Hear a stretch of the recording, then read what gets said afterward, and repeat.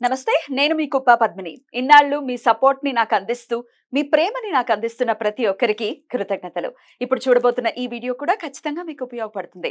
Like, share and subscribe చేసి మీ ఇష్టాన్ని అలాగే మీ సపోర్ట్ ని నాకు అందించండి. అలాగే ఈ వీడియో పట్ల మీ అభిప్రాయాన్ని కమెంట్ సెక్షన్ లో కమెంట్ చేసి నాకు తెలియజేయండి. నమస్తే, నమస్కారం. శుభోదయం కార్యక్రమానికి స్వాగతం. ఈ రోజు 16వ తారీఖు ఆగస్టు నెల 2024వ సంవత్సరం శుక్రవారం. శ్రీ క్రోధి నామ సంవత్సరం దక్షిణాయనం వర్ష ఋతువు.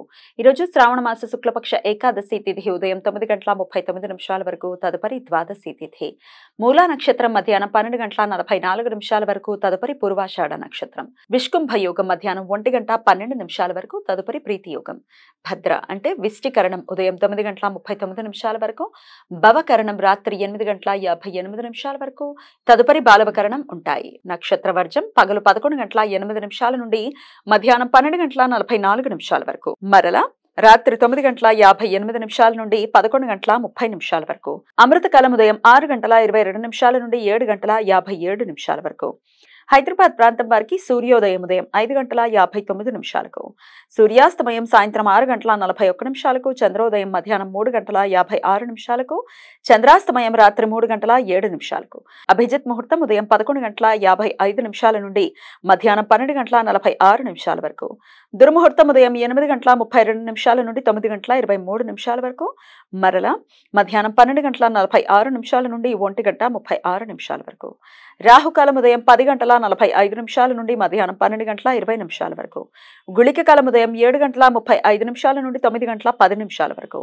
యమగండం మధ్యాహ్నం 3:31 నుండి సాయంత్రం 5:06 వరకు. ఈరోజు శ్రావణ పుత్రద ఏకాదశి. దీనినే పవిత్రోపణ ఏకాదశి అని, పవిత్ర ఏకాదశి అని కూడా పిలుస్తారు. పుత్రద ఏకాదశి సంవత్సరంలో 2 పర్యాయాలు వస్తుంది. పుష్య శుక్లపక్ష ఏకాదశి, శ్రావణ శుక్లపక్ష ఏకాదశి రెండింటినీ పుత్రద ఏకాదశిగా పరిగణిస్తారు.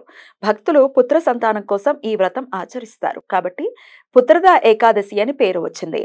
పురాణ కథనాల ప్రకారం పుత్రద ఏకాదశి విశిష్టత గురించి శ్రీకృష్ణుడు యుధిష్ఠిరుడికి వివరించారట.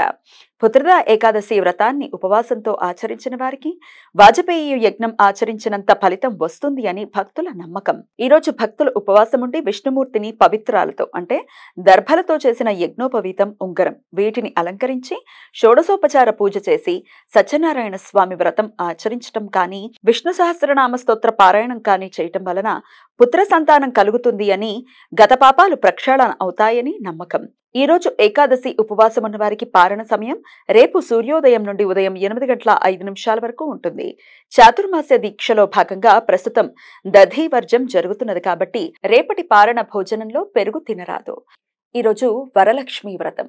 శ్రావణ మాస శుక్లపక్షంలో వచ్చే ఆఖరి శుక్రవారం రోజు భక్తులు వరలక్ష్మి వ్రతం ఆచరిస్తారు. వివాహిత స్త్రీలు తమ సౌభాగ్యం కోసం ఈ రోజు ఉపవాసం ఉండి లక్ష్మీదేవిని పూజిస్తారు. ఈరోజు వరలక్ష్మి వ్రతం ఆచరించటం వలన అష్టలక్ష్మి రూపాలను పూజించినంత శుభ ఫలితాలు కలుగుతాయని భక్తుల నమ్మకం.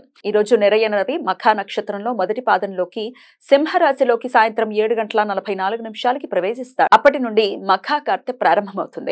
రేపు సింహ సంక్రాంతి. పితృ తర్పణాలు, శ్రాద్ధ విధులను నిర్వర్తించడానికి అనుకూలమైన విష్ణుపద పుణ్యకాలం ఈ రోజు మధ్యాహ్నం 12:20 నుండి సూర్యాస్తమయం వరకు ఉంటుంది. ఈ సమయంలో దాన ధర్మాలు చేయడానికి అనుకూలం. ఈ రోజు కృత యుగాంత. సింహ సంక్రమణం రోజు కృత యుగాంతం అయినది అని పురాణ వచనం. వేద బ్రాహ్మణులకు దాన ధర్మాలు చేయడానికి అనుకూలమైన రోజు. ఈరోజు సాయంత్రం 7:44 సింహ సంక్రమణం జరిగినది కాబట్టి రేపటి నుండి మలయాళీ నూతన సంవత్సరం ప్రారంభమవుతుంది. కానీ కేరళలో కొంతమంది విషుకని రోజు ఈ ఉగాది పండుగను జరుపుకుంటారు. తమిళ సాంప్రదాయం ప్రకారం రేపటి నుండి ఆవని మాసం ప్రారంభమవుతుంది. ఈ సమాచారాన్ని మనకు అందించిన వారు మేడికొండూరు విశ్వనాథ్ ప్రసాద్ గారు. ఆయనకు కృతజ్ఞతలు తెలియజేస్తూ నారాయణ స్మరణతో సమస్త సన్మంగళాని భవంతు. నమస్కారం.